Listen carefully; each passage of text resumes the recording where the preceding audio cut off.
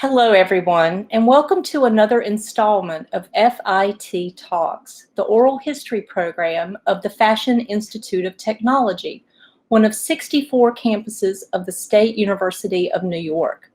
I'm Karen Trivett, and I am an associate professor and head of special collections and college archives in FIT's Gladys Marcus Library. Today, I am thrilled to be joined by Ms. Rosalind Jaffe, founder of the extremely successful and long-running women's clothing retail company, Dress Barn. Hello, Ms. Jaffe, and thank you again for joining me today and for participating in our oral history program. Well, thank you for asking me. It is a pleasure. So I know we want to really drill down quickly and talk about the company, but I was wondering if you wanted to offer any prefatory remarks to build up to that point in 1962 when you started Dress Barn. That's going back a lot with a lot of side stories. So I think I can fill in as we talk as opposed to my starting in 62 and trying to go. It's just too convoluted. Okay. Well, I do have a pointed question from that point going forward. How did Dress Barn get its name? Well, at the time, that was the only thing that we sold. And so it was the market, the dress market that was it. There was very little in terms of slacks, Bermudas, T-shirts. That was a whole different ball game. Right. So Dress Barn, I mean, that's what women were buying in 62 or what have you. And that was what was available. And my experience was dresses. And the barn? And the barn was the location. We could not afford to pay real rent and furnish a store or anything that looked like a retail commercial establishment. So this old building, one block off the main road or the main retail merchandising kind of street, was this old gray building, and it had about, I guess, 6 or 7 concrete steps with a handrail in order to get to the door. Wow. So this was an obstacle right there. And no retail store ever did that. So we were breaking all the rules. And it was inexpensive. And we just painted it. It was an ugly commercial industrial building.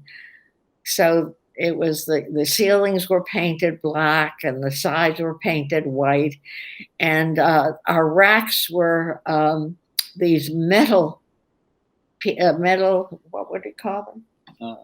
Well, anyway, they were triangle metal frames with a rod, and that's how we hung the merchandise. And we bought all these little pieces, and we had everybody come in and put them together.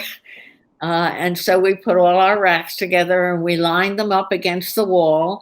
And we bought boxes of plastic hangers, hung all the merchandise, and put them in a row all around the circumference of this little room. And that's how we established Dress Barn. It's fascinating. I'm curious, where was the original location? On Broad Street, one block, what would you say, east of the main, going... east on Broad Street, just a block out of the center of town. Yeah, so it was one block out of the center of town. Bloomingdale's was like on the other side, and we were on the poor side. Oh goodness! Oh goodness! So, did you feel that Bloomingdale's was competition or a different stratum? Not at all. Not at all. I was. It was not that at all. It was for women looking for something to wear that was inexpensive and attractive, and just we were wearing dresses in those days, and women dressed. Yes. None of this jeans and torn slacks and things like that. So it was a whole different atmosphere. And we tried to select merchandise that was suitable for everyday wear and a little bit for evening, but not any that was dress up around. So that was the goal, to help women find something that was attractive, fashionable, and inexpensive.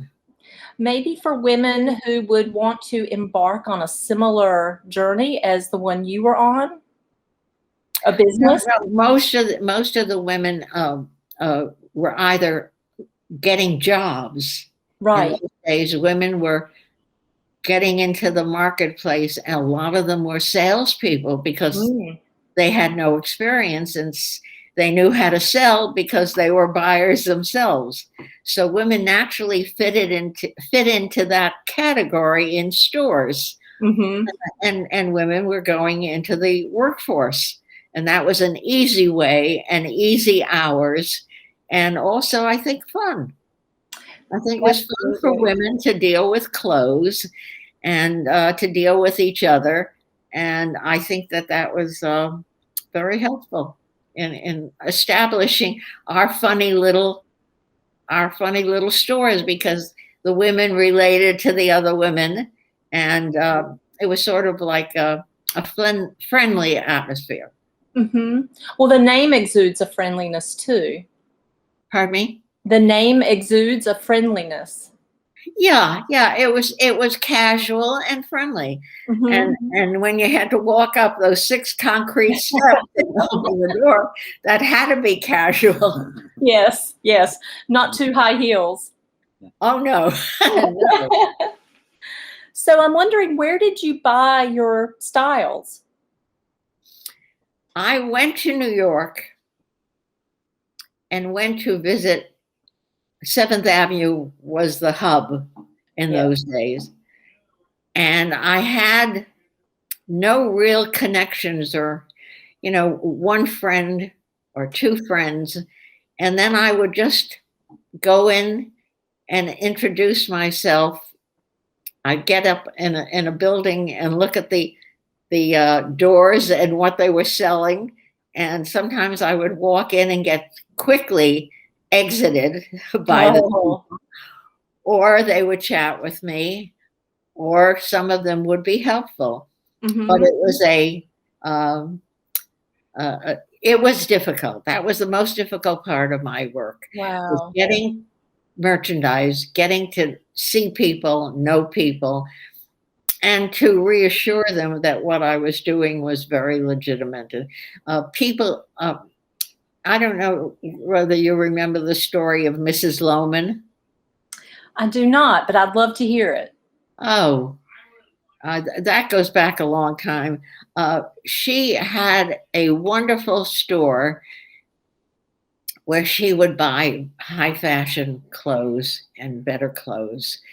And she would be around the market. I didn't know her, and I had never encounter with her, but I was told that she carried this big black bag with money in it and paid for the merchandise so that she would get it. And she had this very not exclusive kind of merchandise, good stuff, and sold it not as like a fancy store, but on racks, but very high, quality, etc. We were several levels quality-wise below. It was well made, it was well fashioned, but it was a different fabric, a different make, a different. In other words, the buttons were, were buttons. I mean, you start with the buttons and the zippers, and then you go to, and that's where we were. That's so interesting. What kind of volume are we talking about in the early days, the 60s? I don't know if we sold 20 dresses in a day on a weekend. Wow. That was pretty good. Talk about how you paid for the dresses. Oh yes, that was the other thing. I refused to carry money or deal that way at all. I was, a strict businesswoman. Yes. So we actually had accounts and took a 10 EOM. I mean, we from the very beginning, I made like we were a corporation and established, and that was what it was, because I couldn't deal with merchandising and the money thing at the same time. So it had to be a separate department and a real thing. And it turned out that some of the people weren't interested. Right. And then some were, and it started slowly, but that's how we, it didn't fit me and them. So I had to find things that fit two of us. But it meant. How were you inspired? Oh, sorry. I was going to say it meant all these vendors were extending you credit to a brand yes. new business. Oh yes. And that was extraordinary. There were those that literally kicked me out of their showroom. Amazing. But there were those that, I could buy 4 dresses of one style and 3 dresses of another style. These were leftovers. If the big store came in and bought 120 dresses, there were 3 dresses left over, a size 9 in red, a size 11 and whatever. And that's what I would take and pay for. But it was paying for them in like a real business account. And that was important to me. So how did you get inspired to start this business? What was the inspiration? You're going very far back. Oh, I know. I'm too curious. My family in Connecticut, upstate Connecticut, were dress manufacturers. Oh. And so I always, knew about clothing and dresses just from being raised in a household. So that started it. And when I finished school and went into New York, the glamour of the market and the people and the stores, everything seemed pretty good to me because I was from Waterbury, Connecticut. And that was the brass center of the world. Oh, wow. And it was hardly a women's dress area at all. Yes. Yes. So when I finished school, I went directly to New York and found 2 other women, and we shared an apartment. And one was in advertising, one was in radio, and I was in merchandising. So we never really had any conflict. Mm-hmm. And it worked out really well. What was it like for a woman to go into business in 1962? Well, we rented a store, and we had to sign a lease. Right. And I'm not sure how we backed up the lease. Maybe somebody had to do it. But it was in a factory building, and it was inexpensive, but we still had to come up with backing and, a month in advance and a month coming and a month going. I think we had to give 3 months. Wow. To start with. And that was our investment. And the racks and people were pleasant and helpful neighbors. The people had a coffee shop nearby, And one night she sent in coffee for everybody. Oh, so wonderful. we could set up the store. And we were discounting, so the main street really didn't like us. Oh. Even Bloomingdale's came over to see what we were doing. That was flattering, but I was so grateful when they came over and yelled at us or something, whatever, the girl that was there. I was in the beauty parlor and I didn't want to know anything about what was going on. They asked to see me, and happily she said, "Oh, she's not here."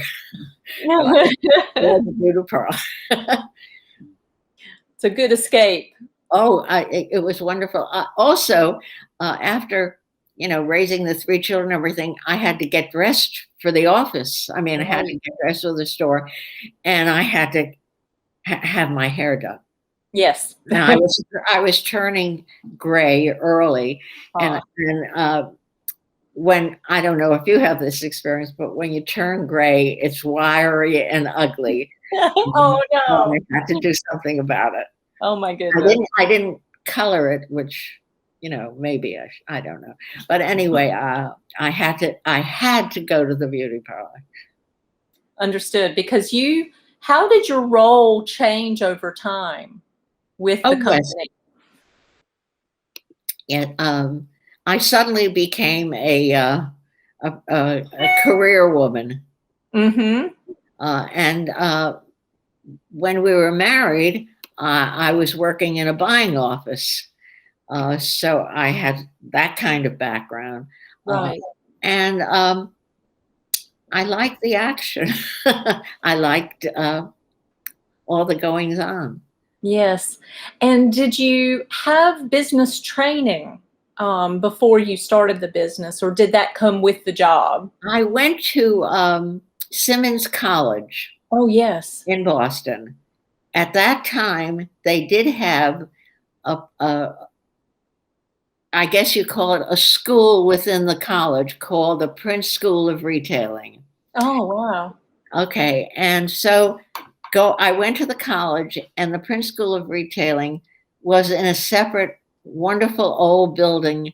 But it was a distance from the college, and it was a distance from the dormitories.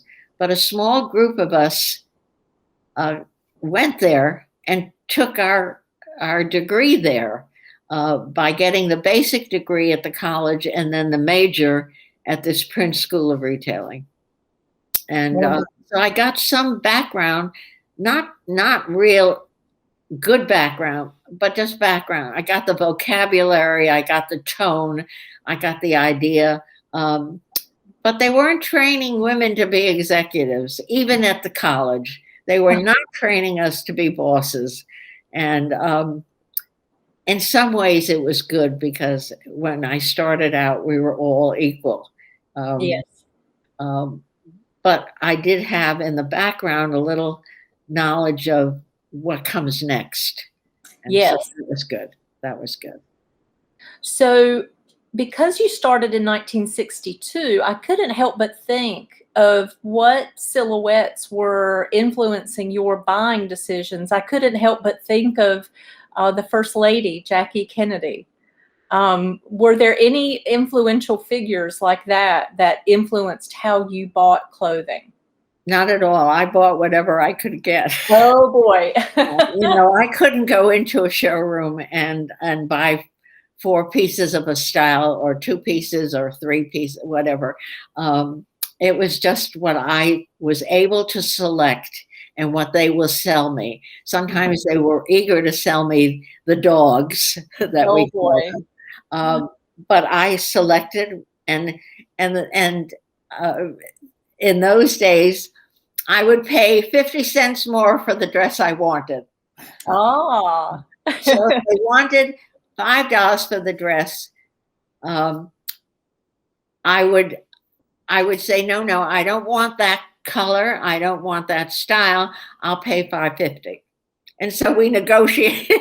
I learned to negotiate, but it was always, nickels and dimes at that time for me. So now I'm thinking ahead, maybe another 10 years forward to 1972. And I'm wondering, because of the influx of a more casual acceptance of appearance, how did that change your business model? Well, I tried to get the casual. I mean, whatever was going, I was going after it. Right. And so that's when we started carrying slacks, pants, and jeans and tops. And so we just added it in wherever I could get them from the manufacturer. I had to find new manufacturers that were doing that. And some were, again, very helpful. And I was able to have something, Yes. of the look.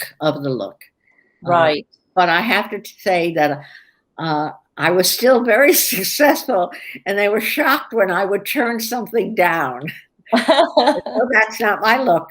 Oh my goodness. Buying 10 pieces from a manufacturer, and I say, no, I don't want the next 2 or 3 because I don't like them. So it was sort of fun. It was sort of fun. Well, you just said you had a look that you wanted to exemplify.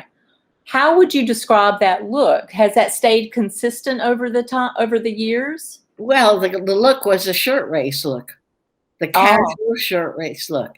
Okay. And one of my big successes was a casual shirtwaist look in Madras. Oh, wonderful. Yeah. And the teenagers loved that. They just loved it. Even if it didn't fit, these kids would come in and just loved it. They were inexpensive. I mean, the dresses were $5.99, $6.99, that kind of thing. And we did the Madras, and really just the casual shirtwaist, or the basic shift. Right. One of our big runners was a black sleeveless shift dress, jewel neckline in black and red. That was a very big lucky number for me. Oh my! Because I didn't buy just 5 or 6; I would buy 10 or 12. So it was, and we sold them. Yes. So how did you know it would be a sure thing, a buy like that? I could say it was brilliant on my part. Not so. I just lived in the same milieu as my customers. Right. My customers were young marrieds who didn't want to spend a lot of money on clothes, but wanted to look nice. And so that was a part of the reason I bought what I did.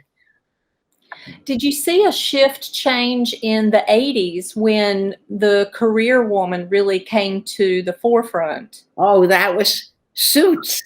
Yes. And we did that. Oh, boy. We literally carried suits. Pardon me? Hundreds. Yeah.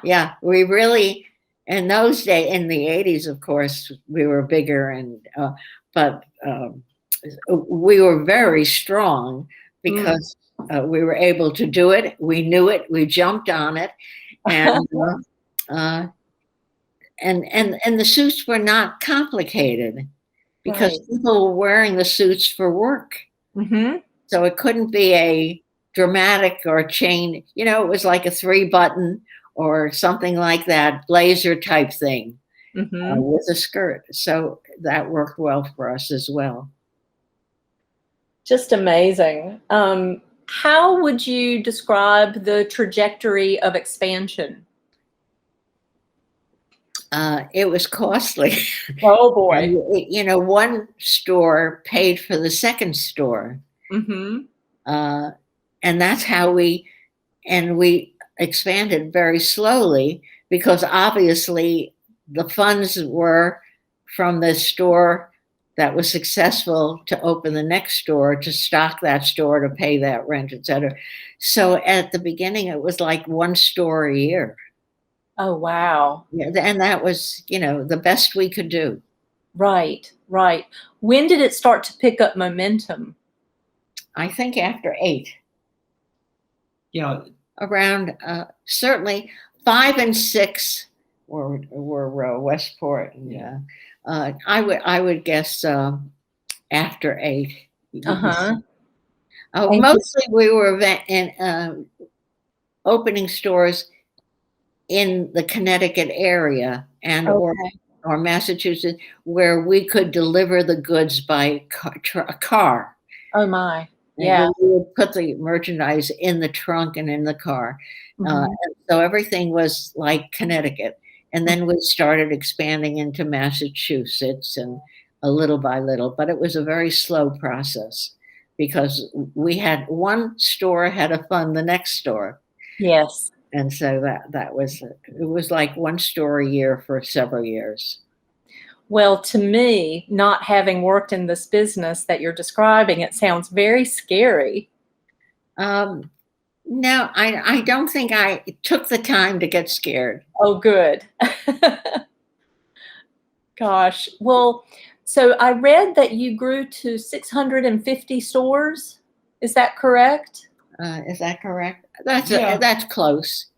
Yes, that's Yeah. tremendous. How did you I manage? was not instrumental in the 650.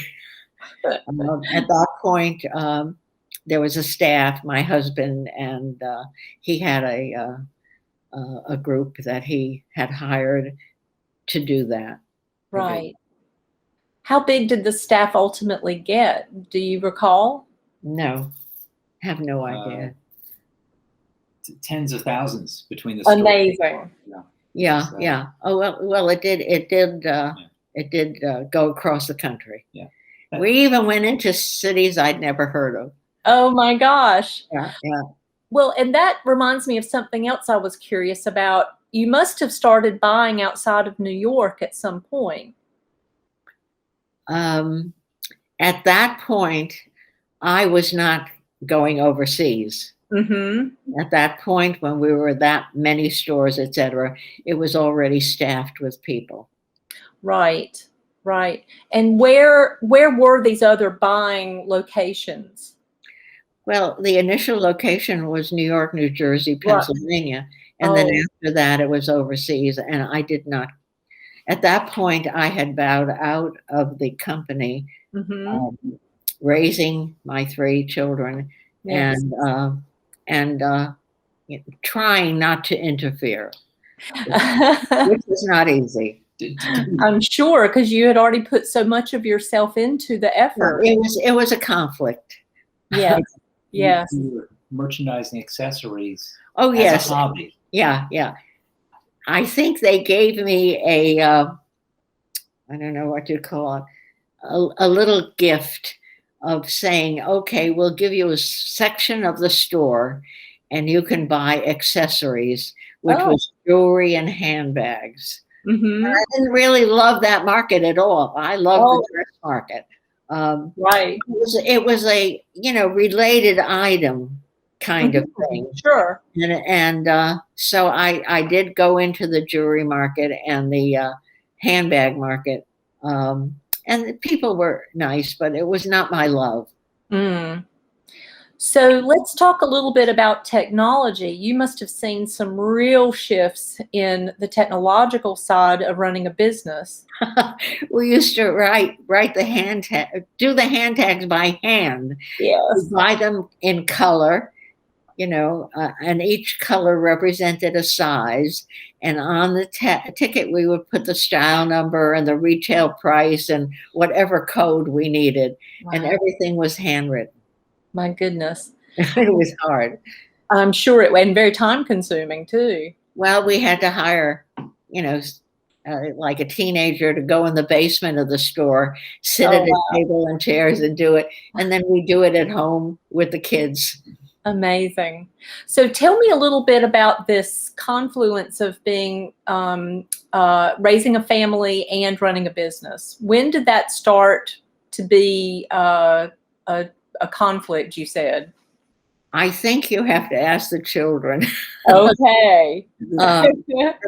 We all tried to, everyone understood what we were doing. Yes. And I don't think there was any resentment on that score. Tell the story of breaking down on the George Washington Bridge in the evening or late afternoon with 3 children waiting at home for you. Oh, yeah. Oh, my goodness. They went to school, from like 8:30 to 3, something like that. So my schedule was like that. Oh, And I used to get my merchandise because at that time there was a lot of manufacturing in New Jersey. So I would drive over to New Jersey and stop at a couple of manufacturers. And this I developed over a long period of time because I did it every week and sometimes twice a week. And they got tired of seeing me. So they finally, accept me as I'm going to be there, whether I sit on a chair and wait politely or not. I put my time in waiting, and eventually a lot of these people broke down and said, okay. And they have a rack and they say, you can buy anything from this rack. And then that expanded a little bit at a time. I think the answer was that I waited my turn. I was polite. And I was straight with them, I would not give them cash. I would not buy them presents. This was business. And eventually it worked with some of them. And I was grateful. But we had a business relationship. I had a business relationship with these people. And that was fine. Yeah, that sounds like it's part of your DNA. Well, maybe. Because you said that at the very beginning of our conversation that you really wanted to keep things separate, and I think that's just such a wise tack to take. Well, in those days, everything was a little difficult. I mean, a woman and doing business differently than most, so it was different. But we survived. I'll say you thrived. Well, first we survived, then we thrived. Yes. So I also read that the company, did it close in 2019 or was it sold in 2019? What happened? Well, Dressbarn stores were all closed in 2019. The intellectual property was sold and is available operating online now. Right. I had seen, I had gone to the website and was struck by the selection even today. Yeah. But Dressbarn became the foundation of Ascena Retail, a much larger organization, which acquired 8 other retailers. And that subsequently went bankrupt last year and has been sold off piece by piece. Okay. Yeah, it gets complicated, it seems. Well, it's the end of an era. You think, how would you describe that shift? It's the way the world changes. The industry changes. Everything has changed. And so certainly retail has to change with the rest of what's happening. And that's what it is. I think that you just have to accept what's going on and go forward. Exactly. There's no place really for that kind of operation anymore. There's a lot of mail order now. And so it's a whole different industry. Now, if I were starting out now, I surely wouldn't do anything but mail order. Right. So I'm wondering if you have a favorite garment that stands out. I know you said you were known for the shirt dress, but is there some period of time or a garment that stands out to you that really says this is Dressbarn? Actually, it's the shirtwaist dress. Okay. The shirtwaist dress defined us in many ways, many machinations, but that was what defined us. And then later, obviously, we became a little dressier, and we certainly did separates. Mhm. But I think that our bread and butter and what put us the next step was the shirtwaist dress. Well, I'm curious too, would you say, what would be your advice to a young woman who's interested in getting into the retail business or the clothing business today? I'm not close enough to really give advice. I can give history, but Mm. I don't think I'm qualified to give advice now, today, because it is so different. Well, what would you say are some of the prominent lessons that you learned along the way? I think they're human nature lessons. You know, Mm. you have to be straight and honest, and um, you know, just be a good human being and do what you want to do as best you can in the right way, and you choose your lifestyle and your way of doing it, and that's what you do. I was not meant to do other things. Oh, yes.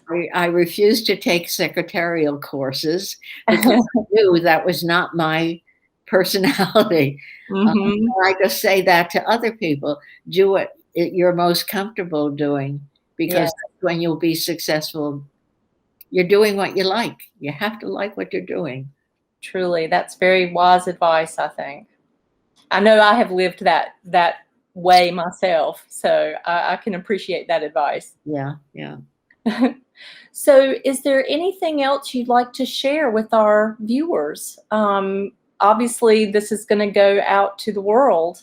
I'm happy to just have you share some more thoughts and comments. Well, I must say that I don't know what going out to the world is and will be, but whatever it is, I guess you sort of follow your dreams.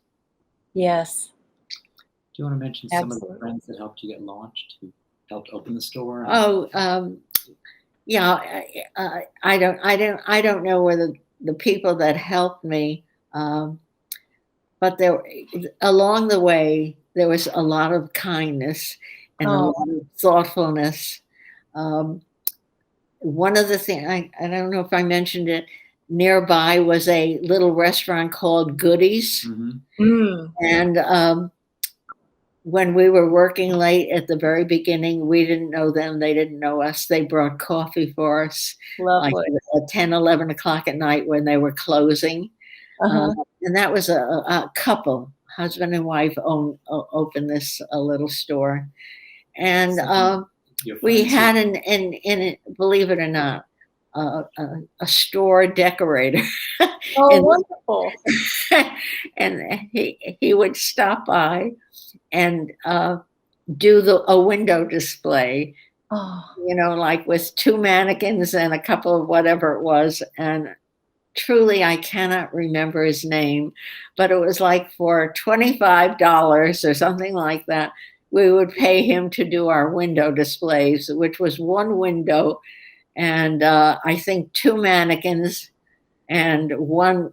I'm not sure whether one was standing up or one was sitting down, something like that. But it was sort of a funny thing. And it was the window was like the second story. mm. So if you wanted Mhm. to look at as you passed by on the street, you had to look where. Yes, yes. But and he was really sweet. The restaurant people were really sweet.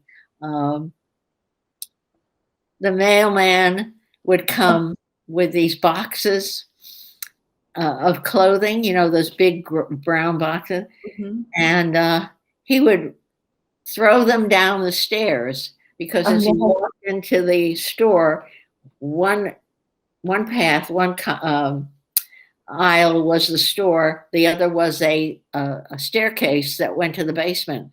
So Oh, he walked in. He went to the left 2 steps and threw the boxes down the stairs. And if a customer came, she went the other way into the store. It was, like 3 feet, 2 feet from the door. But you mentioned something that caused me another curiosity, and that is, how did you advertise over the years? How did that look as a program? Well, we would advertise in the Stanford Advocate, Mm-hmm. and we would cut out things, and we would write and use letters that we'd cut out from anything, the style letters, etc. And yes, we would put something in the Stanford Advocate, and sometimes we'd have a sketch, or and at one point we had a young woman who was I guess an art major, and she used to do a sketch, but I forget if we paid her $5 or not. And she did a sketch for us to use for our advertising kind of thing. We met all sorts of people, and sometimes we helped them and sometimes they helped us, but it was always interesting to an art student who walked in and just chatted. Right. And how did that develop over time? I mean, you must have had quite a huge advertising program towards the Yes, I was not into the involved 2000s. at that time. Oh, okay. As the company grew, and I must say, more men came into the company, which I really didn't. But I stepped back, and they took over. And what roughly was the year about when that started to happen? Do you remember at all? It had to be at least 5 years later. I was going to say 68, 69. Oh, really? That early? Yeah. So as she hired my dad after, I don't know, 18 months or 2 years. She ran it alone until then. Once it was working, he could quit his job and yes. Then he built his own staff. He built his own. Okay. All right.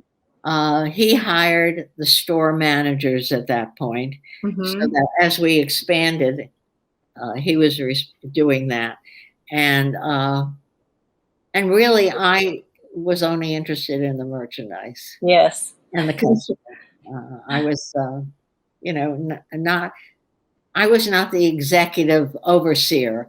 I like to get my hands on the merchandise and get the conversation with the customers so I'd know what was going on.